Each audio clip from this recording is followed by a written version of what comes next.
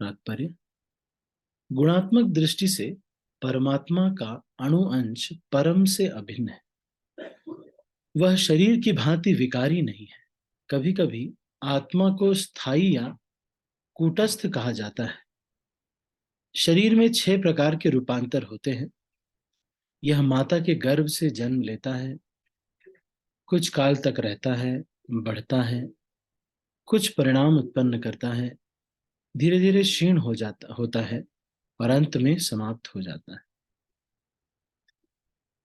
किंतु आत्मा में ऐसे परिवर्तन नहीं होते।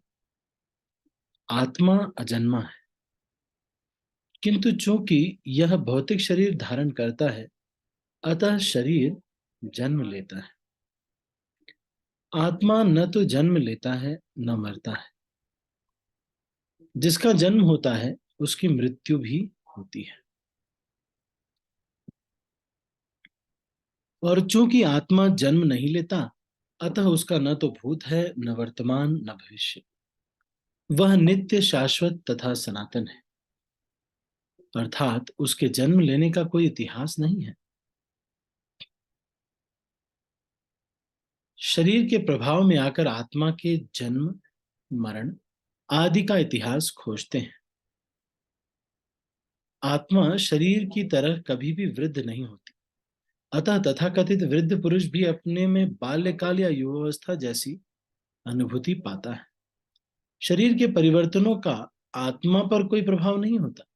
शरीर की उपसृष्टि संतानें हैं, और वे भी व्यष्टि आत्माएं हैं, और शरीर के कारण वे किसी न किसी की संतानें प्रतीत होती हैं।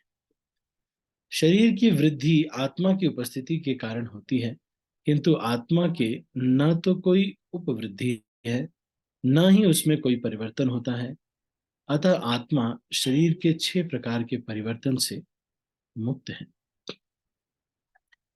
कठोपनिषद में 1, 2, 18 इसी तरह का एक श्लोक आया है। तो अभी तक जो आपने पैराग्राफ पढ़ा, इसमें श्रील प्रभुपाद ये बता रहे हैं कि ये जो देह है, ये जो बाहर का शरीर है, इसी से हमारे सारे संबंध होते हैं। माता, पिता, पुत्र, भाई, बहन, रिश्तेदार, नातेदार। लेकिन ये हर जन्म में बदलता रहता है।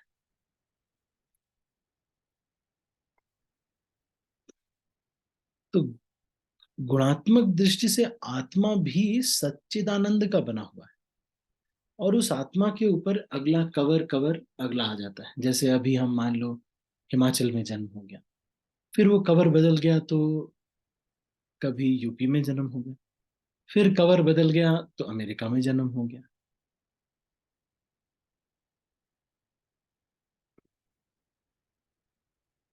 तो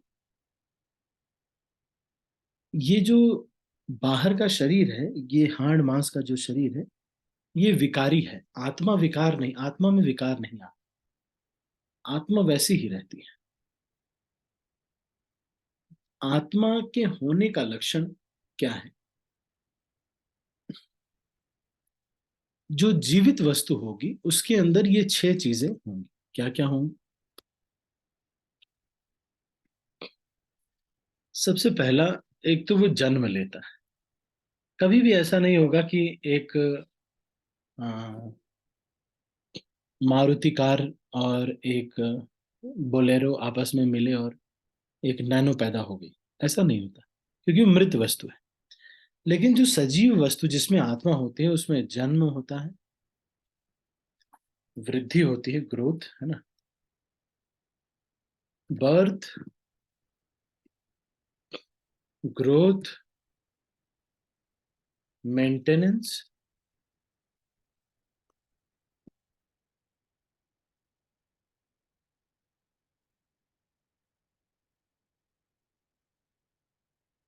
production of by products,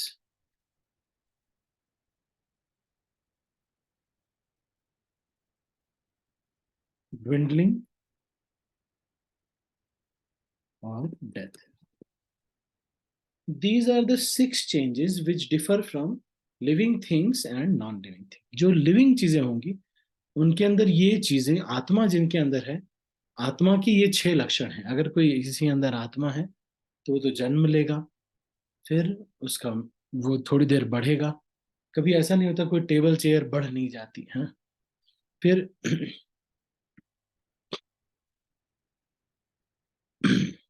maintenance, उसका उस मेंटेनेंस लगता है, लोग बॉर्नवीटा इत्यादि पीते हैं। फिर कुछ बाई प्रोडक्ट्स, दो बच्चे पैदा करते हैं, बाई प्रोडक्ट्स निकलते हैं। और फिर ड्विंडलिंग होती है और डेथ होता है। तो वास्तव में अगर देखा जाए तो ये जो शरीर है, ये मरा हुआ शरीर है। जैसे जब मृत्यु हो जाती है तो लोग बोलते हैं चलो चलो डेड बॉडी को उठाओ। कोई ये नहीं कहता कि चलो ये डब्लू को उठाओ, पिंकू को उठाओ। ऐसे नहीं बोलते, चलो चलो बॉडी उठाइए भाई, बॉडी उठाइए। हम्म। तो ये छह जो परिवर्तन है, इससे पता चलता है कि आत्मा, जीवित वस्तु कौन सी है और निर्जीव वस्तु कौन सी है। तो आत्मा में किसी प्रकार का परिवर्तन नहीं आता है।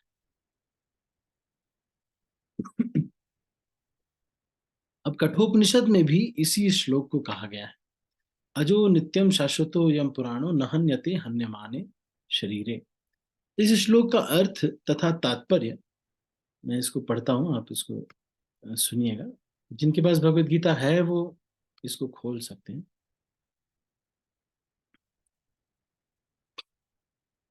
इस श्लोक का अर्थ तथा तात्पर्य भगवत गीता के श्लोक जैसा ही है, किंतु इस श्लोक में एक विशिष्ट शब्द विपश्चित का प्रयोग हुआ है, जिसका अर्थ विद्वान या ज्ञानमय है। आत्मा ज्ञान से या चेतना से सदैव पूर्ण रहता है, अतः चेतना ही आत्मा का लक्षण है।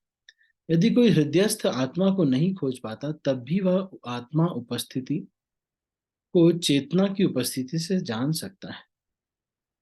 कभी कभी हम बादलों या अन्य कारणों से आकाश में सूर्य को नहीं देख पाते, किंतु सूर्य का प्रकाश सदैव विद्यमान रहता है, अतः हमें विश्वास हो जाता है कि यह दिन का समय है।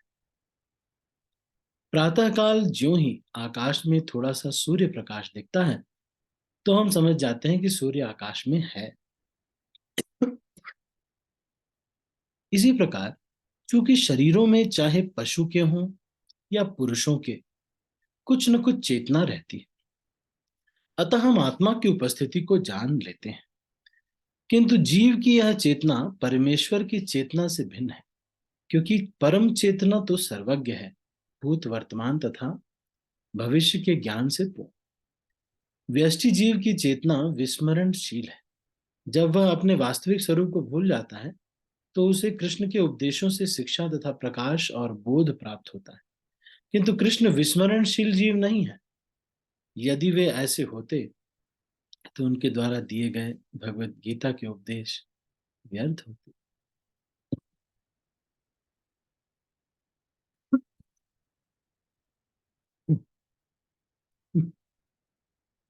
आत्मा के दो प्रकार हैं, एक तो अणु आत्मा, दूसरा विभु आत्मा। कठोपनिषद 1:2:20 इसकी पुष्टि इस प्रकार हुई है, अणुनीयान महतो महीयानात्मास्य जंतोर्निहितो गुहायां तमक्रतो पश्यति वीतशोको धातु प्रसादान महिमानमात्मनः। परमात्मा तथा अणु आत्मा दोनों शरीर रूपी उसी वृक्ष में जीव के हृदय में विद्यमान है। अब देखिए यहां पर साफ साफ ये कह रहे हैं कि परमात्मा और आत्मा ये दोनों ही हृदय में रहते हैं। कई बार लोग ये कहते हैं कि हृदय में बस भगवान रहते हैं और कोई नहीं रहता, या तुम ही भगवान हो। नहीं, अंदर आपके हृदय में दो लोग रहते। कौन कौन? एक हम, दूसरे भगवान परमात्मा के रूप।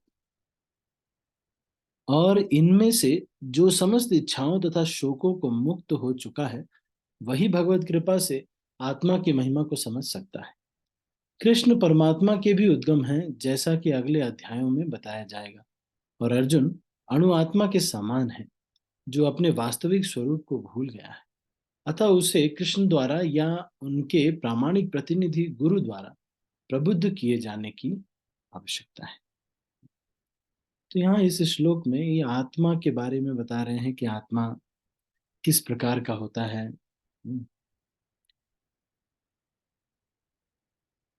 कहाँ पर ये रहता है, क्या इसका छोटा है, बड़ा है, इसके लक्षण क्या है? आत्मा आत्मा का लक्षण क्या है? चेतना। तो इन सब तरीकों से हमें अपने वैदिक वाङ्मय पर श्रद्धा होनी चाहिए कि ये बता रहे हैं कि आत्मा का प्रूफ क्या है आत्मा होने का। जब कोई व्यक्ति मर जाता है तो फिर साफ साफ उसके उसके शरीर के सारे अंग रहते हैं, बस आत्मा चली जाती है तो उसको कहते हैं कि चलो ये डेड बॉडी है, मर गया। तो आज यही तक हम चर्चा करते हैं। इसमें आज मुख्यतः यही बताया गया है कि क्या अंतर है, आत्मा के होने पर क्या 6 प्रकार के परिवर्तन होते हैं। और फिर ये बताया गया कि आत्मा पे कोई परिवर्तन नहीं होता है और आत्मा का लक्षण है चेतना। और कठोपनिषद में भी इसको बताया गया है कि हमारे शरीर में 2 लोग रहते हैं, एक हम एक परमात्मा। और ये दोनों लोग मिल करके एक व्यक्ति फलों को भोग कर रहा है और दूसरा व्यक्ति उसको अलाउ कर रहा है, उपदेष्टा अनुमंता है। तो भगवान हृदय में, सबके हृदय में रहते हैं। जब ये सब हम आत्मा के बारे में पढ़ते हैं तो कई बार कुछ लोग कहते हैं कि अरे इस्कॉन में तो बस यही आत्मा परमात्मा यही सब बताते हैं। ये डरावने सीरियल के जैसे नहीं है कि आत्मा परमात्मा, लेकिन ये सच है। हम जो हैं, हमारे साथ अभी जितने लोग आपके साथ अभी बैठे हुए हैं, मान लो, कुछ भी हो सकता है, कल को हो सकता है एक व्यक्ति ना हो, उसका शरीर होगा पर वो नहीं। तो इसका हमको सदुपयोग करना चाहिए। दूसरी चीज, ये जो आत्मा का ज्ञान है, इससे हमको ये हमेशा पता चलना चाहिए कृष्ण परम भगवान है और मैं आत्मा हूं। जब मेरा कोई कुछ नहीं बिगाड़ सकता, मैं तो आत्मा हूं। तो एक बार सुकरात के पास हाँ, एक राजा थे। उन्होंने कहा कि सुकरात को जहर दिया गया था। तो उन्होंने कहा कि ठीक है, जहर तो दे सकते हैं, लेकिन तुम मुझे नहीं मार सकते। मेरे शरीर को मार सकते हो पर मुझे नहीं मार सकते। तो जब हमको ये पता चल जाए कि हम आत्मा हैं, हम व्यष्टि आत्मा हैं, तो बहुत ज्यादा टाइम ये शरीर के ऊपर नहीं खर्च करना चाहिए। सारा दिन भर का टाइम, अच्छा सुबह उठते हैं, ब्रश करते हैं, सारा समय इसी में लगा देते हैं। फिर मम्मी के लिए, अच्छा मम्मी हाँ भेज रहे हैं, कितना चाहिए? तो 20,000 रुपये हम भेज रहे हैं। अच्छा एक मिनट, पापा को क्या चाहिए? पापा के लिए कार लेनी है। अच्छा मम्मी के लिए ये लेनी है। अच्छा ये, और पत्नी के लिए ये लेना है, बच्चों के लिए ये लेना है। ये सब शरीर से संबंधित होने की वजह से सारे कार्य नश्वर होंगे। जैसे हम मान लो सीख लेंगे बच्चे को लंच बॉक्स बहुत अच्छा प्रिपेयर करना है, तो करके देना। तो उसमें गोभी के पराठे, मूली के पराठे हम भेज रहे हैं, है ना? हम कह रहे देखो कितना अच्छा लंच बॉक्स हम अपने बच्चे को दे रहे हैं। लेकिन दिन भर अपना समय इसी चीजों में लगाने कि बच्चों को लंच बॉक्स देना है, हस्बैंड को ये देना है, उन्हीं सब चीजों में पूरा टाइम वेस्ट हो जाता है। फिर हस्बैंड आ जाते हैं, फिर ये सोचते हैं कि आज कौन सी सब्जी बनाए, भिंडी की सब्जी बनाए कि करेले की सब्जी बनाए, चपाती बनाए कि पराठे बनाए। यही सब डिस्कशन करके फिर थोड़ी बार थोड़ा टीवी देख लेते हैं। टीवी में बता देते हैं कि भाई मोदी जी बहुत बड़ा काम कर रहे हैं, इसलिए आप लोग सब लोग उनको वोट दीजिए। तो ये देख करके हम बस खुश हो जाते हैं। यही दिनचर्या है। रोज सुबह बस प्रभु जी उठेंगे, थोड़ा पानी वानी देंगे, गार्डन वार्डन में पानी देंगे, न्यूज़पेपर पढ़ेंगे, चाय पियेंगे, और उसके बाद सैर के लिए निकल जाएंगे एक डंडा लेकर के कुत्तों को भगाने के लिए। थोड़ा सैर करके आएंगे, थोड़ा एक्सरसाइज वगैरह करेंगे, उसके बाद चाय पियेंगे। चाय पी करके और 9 बजे अपना लंच पैक करके पहुंच जाएंगे ऑफिस। ऑफिस में थोड़ी देर टाइम वेस्ट करेंगे अपना मनुष्य जीवन। फिर उसके बाद शाम को आ गए, फिर बच्चों के साथ घूमने कहीं चले गए थोड़ा बहुत। और फिर उसके बाद थोड़ा सब्जी वब्जी लाई, थोड़ा टीवी देखा, परिवार में थोड़ा फोन वोन पे बात किया, और टीवी देखा, और कभी न्यूज़ चैनल लगा लिया, कुछ लगा लिया, और बस सो गए। यही शेड्यूल है। तो ये जो शेड्यूल है, ये मनुष्य जीवन को सार्थक नहीं करेगा। ये सब जो घर चलाना है, इसको बहुत बड़ा समझा जाता है। दाक्ष्यम कुटुंब भरणम, श्रीमद् भागवतम में आता है कि बहुत दक्ष समझा जाएगा उस व्यक्ति को जो अपने परिवार को बढ़िया चला लेगा। तो अपने परिवार को तो कबूतर भी चला लेता है। वो भी ट्रेनिंग दे देता है, ऐसे उड़ना है, देखो ऐसे दाना चुन के लाना है। तो ये अपने परिवार को चलाना कलयुग में कलयुग के एक लक्षण में से ये लक्षण है कि वो लोग सोचेंगे भाई चाचा जी ने अपने बेटियों की शादी कर दी है, बेटे का भी बढ़िया नौकरी हो गई, बच्चे बाल बच्चे हो गए, चलो सेटल हो गए बस। सेटल हो गया तो उसको हम समझते हैं कि दाक्षम दक्ष व्यक्ति है, कुटुंब भरण कर लिया, अपना अपना कुटुंब। मैं, मेरे बुआ जी, मेरे चाचा जी, मेरे मेरा परिवार, मेरे मम्मी मेरे पापा, अपना कुटुंब का भरण पोषण करना, यही बस दिन भर यही होता है। उनको ये सुविधा दे दे, उनको वो सुविधा दे दे, यही करके करके वो बस खुश हो जाते हैं। तो ये, लेकिन ये सारा नश्वर है, सारा का सारा नश्वर है। इसका मतलब ये नहीं है कि ये नहीं करना है, कर्तव्य बोध से करना है, ये समझ के कि हमारे माता पिता हैं, इनकी सेवा करनी है, ये तो सही है। लेकिन ये हमेशा ये समझना है कि ये जो शरीर है इसको मेंटेन करना ही जीवन का लक्ष्य नहीं है, हमको भगवत प्राप्ति करनी है। तो ये शरीर से संबंधित, शरीर शरीर का करके एक दिन सब लोग बहुत परेशान रहते हैं। शास्त्रों में ये श्लोक आता है कि बाल्यावस्था क्रीड़ा सकता, जब छोटे होते हैं तो खेलने में बहुत, यहाँ खेलेंगे वहां खेलेंगे, फिर थोड़ा युवावस्था तरुणी सकता, जब तो मैं अभी इसको मैं अभी तो मुझे तो ये श्लोक थोड़ा बहुत याद आ रहा है। बाल्यावस्था क्रीड़ा सक, जब छोटे होते थे तो बहुत खेलने में कि ये था। मुझे याद है कि मैं, हमारे वहां पे जन्माष्टमी सजती थी, रुई वगैरह से एक पहाड़ जैसा बनाया जाता था, उसके ऊपर कॉकरोच चिपकाते थे, जैसे ऐसे छोटी छोटी चीजें थी वो चिपकाने वाली, फिर छोटी छोटी कारें, ये सब सजाना। फिर स्टीमर एक चलता रहता था, पानी बीच में, पान वाटर बॉडी बनाया जाता था, शिव जी के पीछे एक चक्र बनाया जाता था। ये सब हमारे यूपी में होता है, जन्माष्टमी सजाई जाती है, अलग अलग घरों में अपना पर्सनली भी लोग सजाते हैं। और तो वहां बीच में एक कारागार बनाया जाता है। तो मुझे याद है कि मैं उसी में ही उलझा रहता था, रात में मुझे नींद नहीं आती थी। जन्माष्टमी के दिन रात में मुझे नींद नहीं आती थी, मैं सोचता था कब ये लोग, सब लोग, मम्मी पापा सब लोग सो जाएं, तो फिर मैं सारे खिलौने वहां पे जो रखे हुए उसको उठाऊं और खेलूं। तो रात भर वो एक ट्रेन होती थी, वो गोल गोल घूमती रहती थी, उसमें चाबी भर दो तो क्या, ऐसे नहीं, ऐसे घूमती रहती थी, बैटरी वाली कुछ थी, बड़ा अच्छा लगता था। तो बाल्यावस्था क्रीड़ा सकता, तरुणावस्था युवती सकता, कोई थोड़ा यंग हो जाते हैं तो फिर स्त्री पुरुष में आकर्षण हो जाता है। भले बड़े बड़े लोग कहें कि देखो बेटा बुरी आदतों में मत रहो, लेकिन सबने ऐसी आदतें की हुई, सबने की होती। कोई स्त्री या पुरुष से कभी इसको वो कर रहे हैं, इनके साथ भाग गए, ये कर रहे हैं, ये स्त्री पुरुष वाला युवा अवस्था में यही चलता रहता है।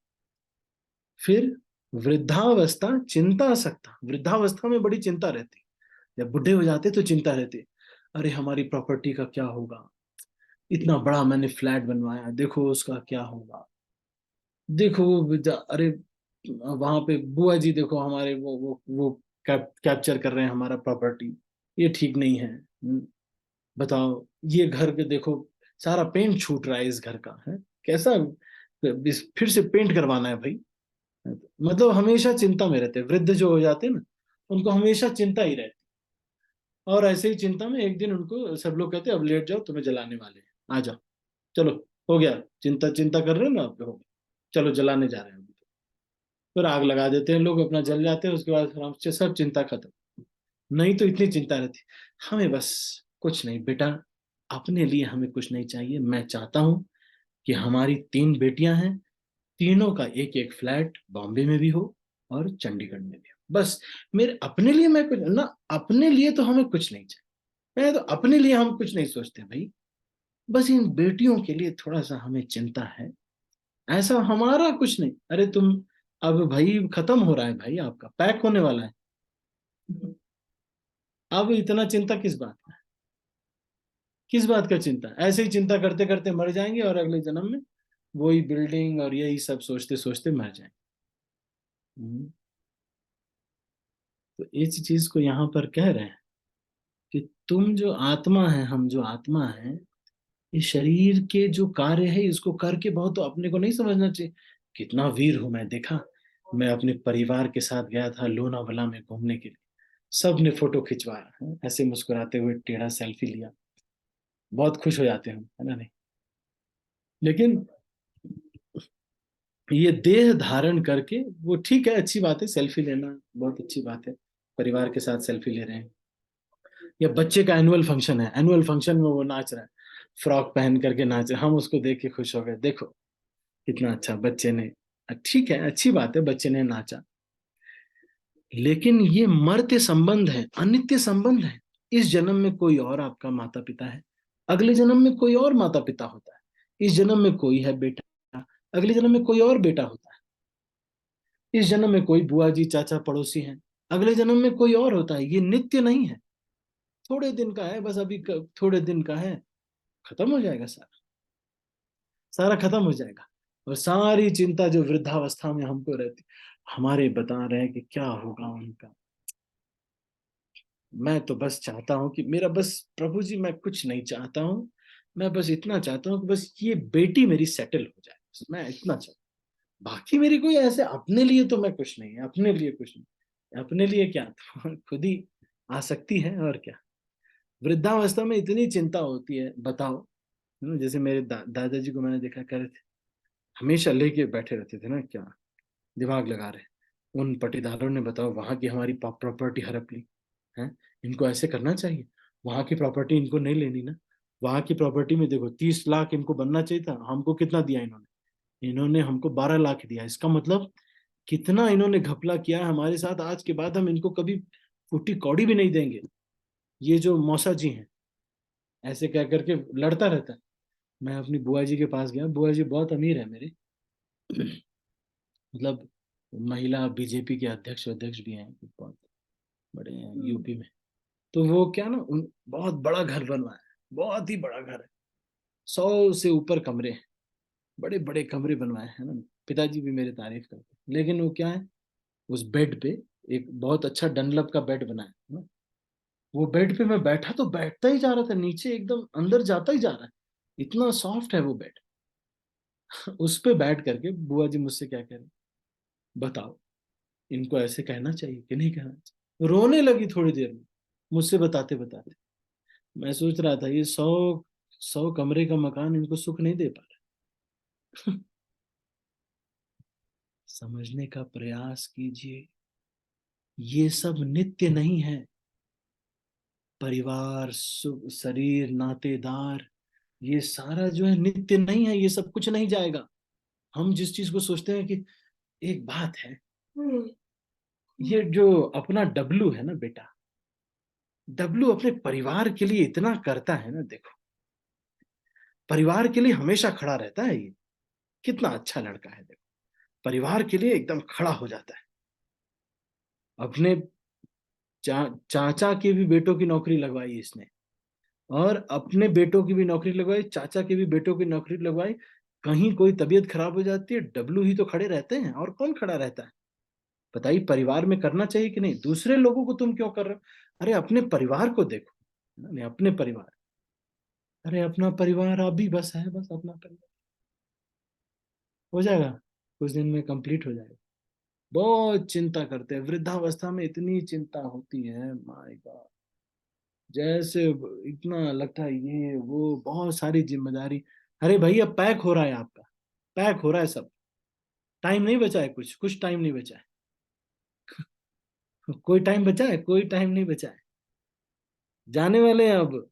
आज नहीं तो कल, आज मान लो आप सोच रहे हैं, अरे बड़ा बता रहे हमारे वहां पर ना, पीछे जो बगीचा है, सारे सारे सेब हमारे लोगों ने लूट लिए, बताओ ऐसे इनको करना? अरे हम, हमारा उम्र हो गया भाई, 89 ईयर्स की एज हो गई है ना, नहीं, 80, 79 एज है।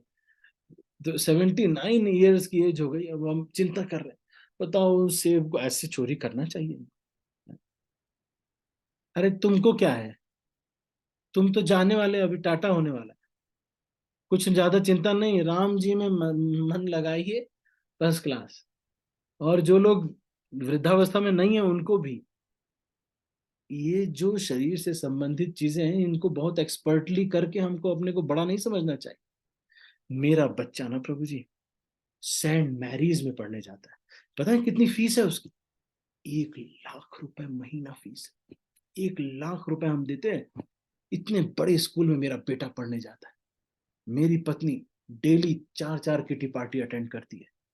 मैं कितना महान हूं, सोचो, इसलिए मैं महान हुआ कि नहीं हुआ महान। ये जो भौतिक चीजें हैं, इसको बढ़िया से करके अपने को महान नहीं समझना चाहिए। ये तो नश्वर चीजें हैं, ये तो खत्म हो जाएंगी सारी चीज। ये मनुष्य शरीर मिला था भगवान की प्राप्ति के लिए, चुपके से भगवान को प्राप्त करने के लिए मिला था ये शरीर।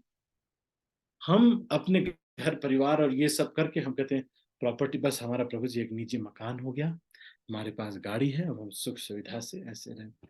ये करके बहुत अपने को वीर नहीं समझना चाहिए। हम्म, ठीक है।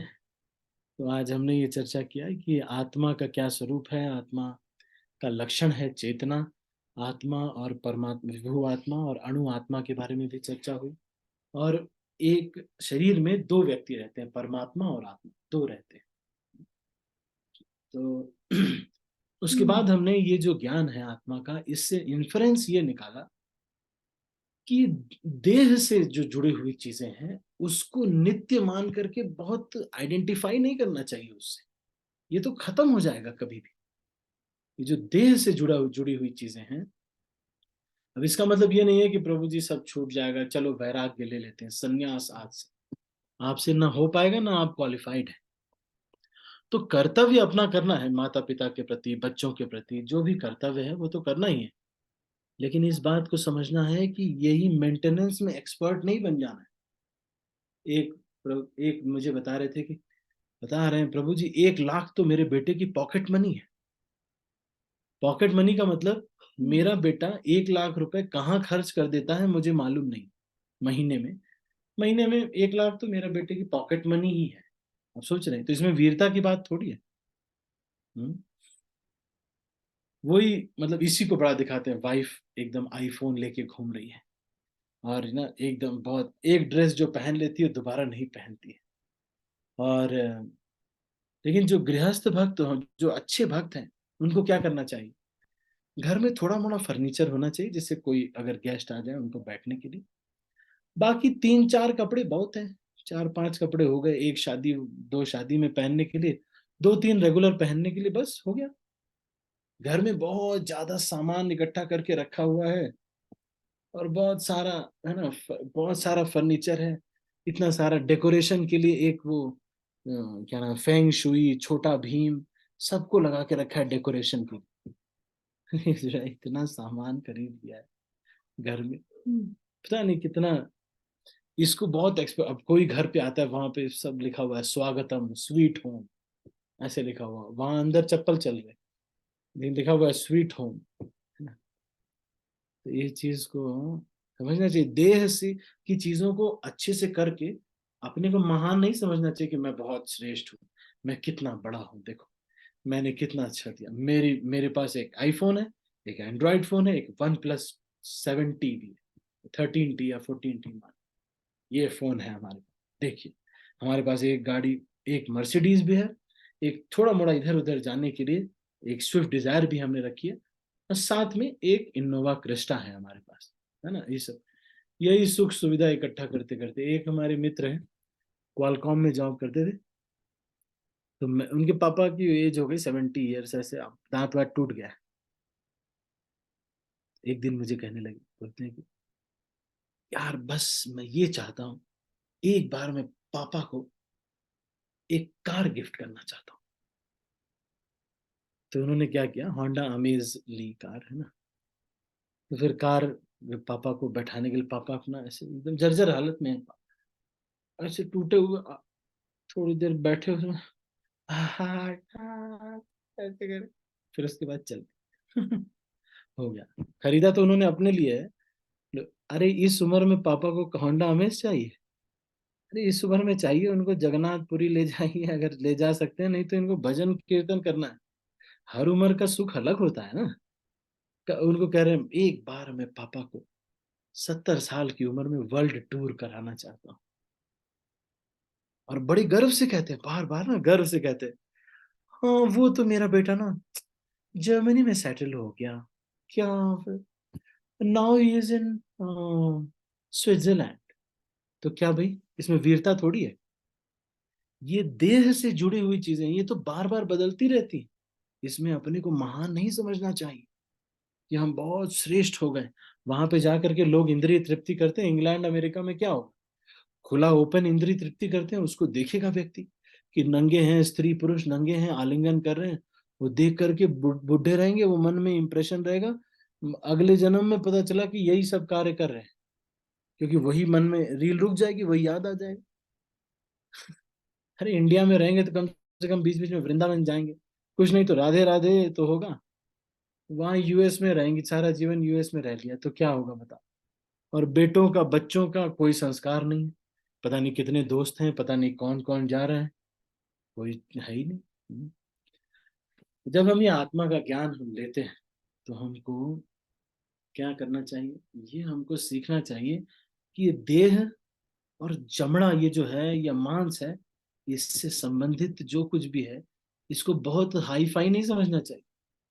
मेरा बेटा, मेरा, मेरा, या फिर मेरी बेटी, देखो मेरी बेटी। अरे जन्म जन्म बेटी हुई है भाई, बहुत बेटियां हुई हैं। हर जन्म में, जन्मे जन्मे, क्या श्लोक आता है ना एक, है ना, प्रति जन्मे पिता माता पाए, है ना।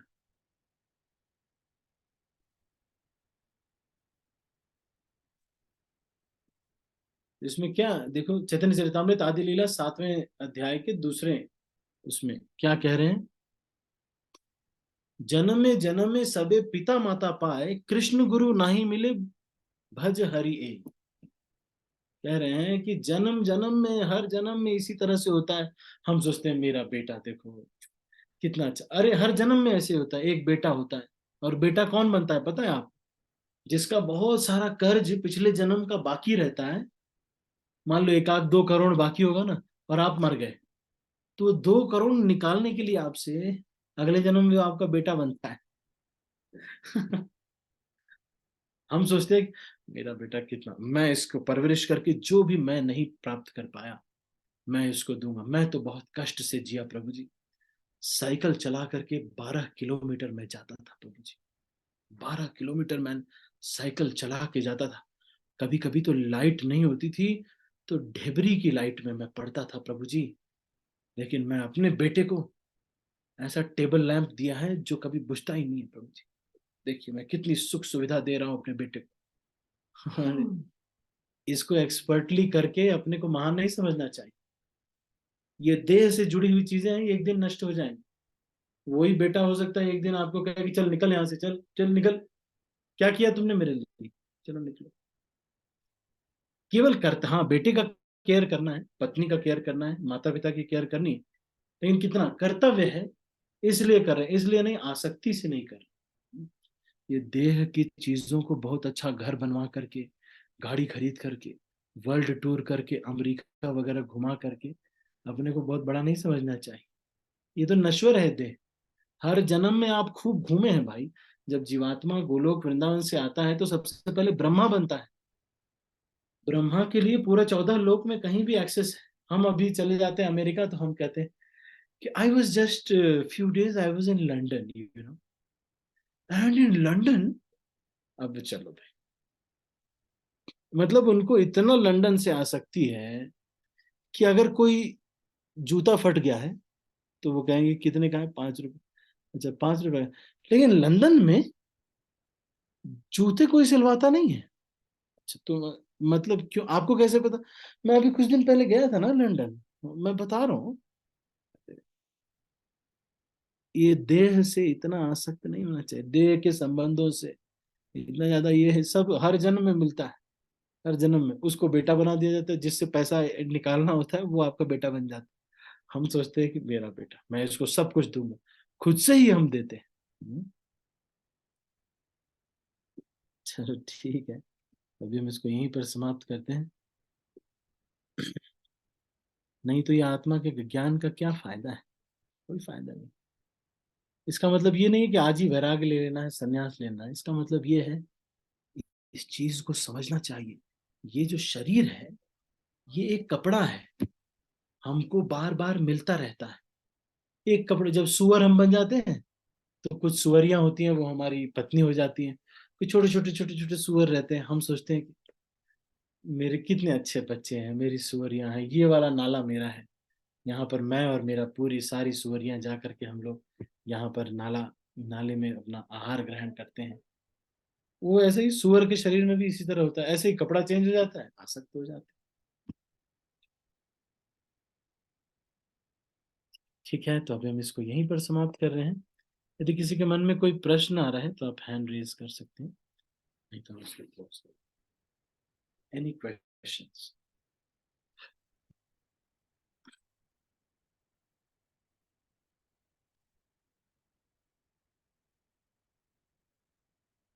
ये भगवत गीता का ज्ञान कितना आवश्यक है, देखिए।